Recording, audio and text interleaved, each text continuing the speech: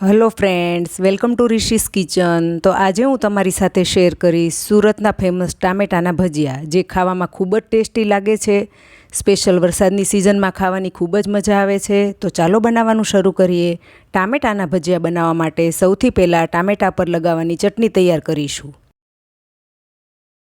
ચટણી બનાવવા માટે મિક્સચર જારમાં 1 ઇંચના 2 આદુના ટુકડા, 4 થી 5 તીખા લીલા મરચાં જે આ રીતના આવે છે તે, 4 થી 5 મીડિયમ તીખા મરચાંના ટુકડા, સ્વાદ અનુસાર મીઠું,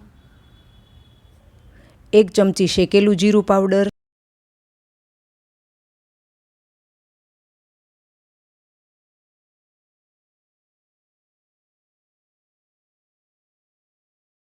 એક કપ સમારેલી કોથમીર, જેને મેં સાફ કરી સારી રીતે ધોઈને લીધી છે।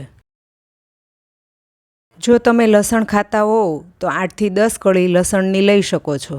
અહીં મેં લસણ સ્કીપ કર્યું છે, પીસી લઈએ। આ રીતે થીક રહે એવી ચટણી તૈયાર કરીશું। ત્યાર પછી તેમાં લીધી છે મેં 3 ટીસ્પૂન બેસનની સેવ, અડધા લીંબુનો રસ એડ કરી ફરીવાર પીસી લઈએ। આ રીતે ચટણી તૈયાર કરીશું। એક બોલમાં લઈ લઈએ। ટામેટાના ભજીયા બનાવવા માટે મેં મીડિયમ સાઇઝના 4 ટામેટાં લીધા છે। ટામેટાની સ્લાઈસ કરી લઈએ।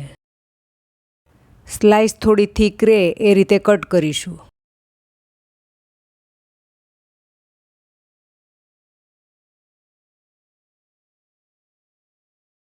આ રીતે બધા ટામેટાની સ્લાઈસ કટ કરી લઈએ। સ્લાઈસને આટલી થીક રાખીશું, વધારે પતલી નથી કરવાની, જેથી ચટણી સારી રીતે સ્પ્રેડ થઈ શકે। બેટર તૈયાર કરી લઈએ। બોલમાં 1 કપ બેસન, 2 ચમચી ચોખાનો લોટ,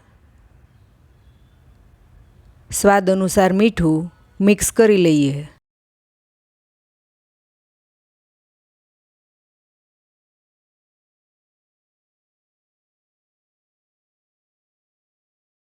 જરૂરિયાત પ્રમાણે થોડું થોડું પાણી એડ કરતા જઈ બેટર તૈયાર કરીશું।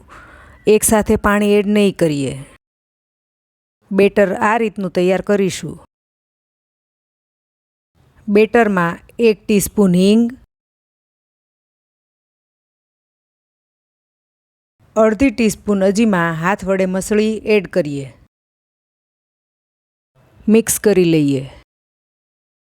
ગેસની ફ્લેમ ઓન કરી તેલ ગરમ કરવા રાખી દીધું છે। કટ કરેલી ટામેટાની સ્લાઈસ પર તૈયાર કરેલી ચટણી સ્પ્રેડ કરીએ। આ રીતે ચટણીનું થીક લેયર સ્પ્રેડ કરીશું। આ રીતે બધી સ્લાઈસ પર ચટણી સ્પ્રેડ કરીને તૈયાર કરીશું। આ રીતે મેં બધી સ્લાઈસ પર ચટણી સ્પ્રેડ કરી લીધી છે। બેટરમાં 1 ટીસ્પૂન થોડું ગરમ તેલ, 1/4 ટીસ્પૂન બેકિંગ સોડા એડ કરી સારી રીતે ફેટી લઈએ। ભજીયા તળી લઈએ। આ રીતે ટામેટાની સ્લાઈસ બેટરમાં મૂકી બેટરથી કોટ કરી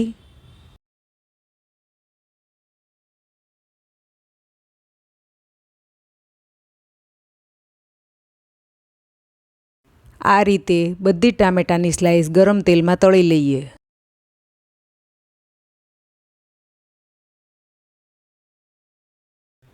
મીડિયમ ટુ હાઈ ફ્લેમ પર બંને બાજુથી ભજીયાને તળી લઈએ।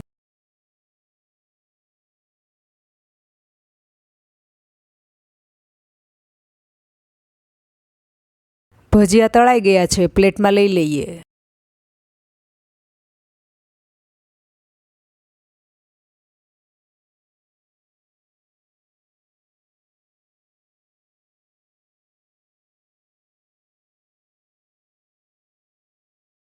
આ રીતે બધા ભજીયા તળી લઈશું।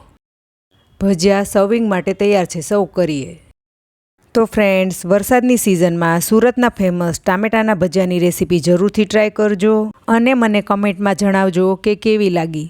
જો સારી લાગે તો વિડીયોને લાઇક અને શેર કરજો। રિશીસ કિચન ચેનલ સબસ્ક્રાઈબ કરજો અને આવી જ નવી રેસીપી જોવા સાઈડ પર આપેલ બેલ આઇકોન પર પ્રેસ કરજો, જેથી આવનાર નવી રેસીપીના નોટિફિકેશન તરત જ મળે। Thank you for watching.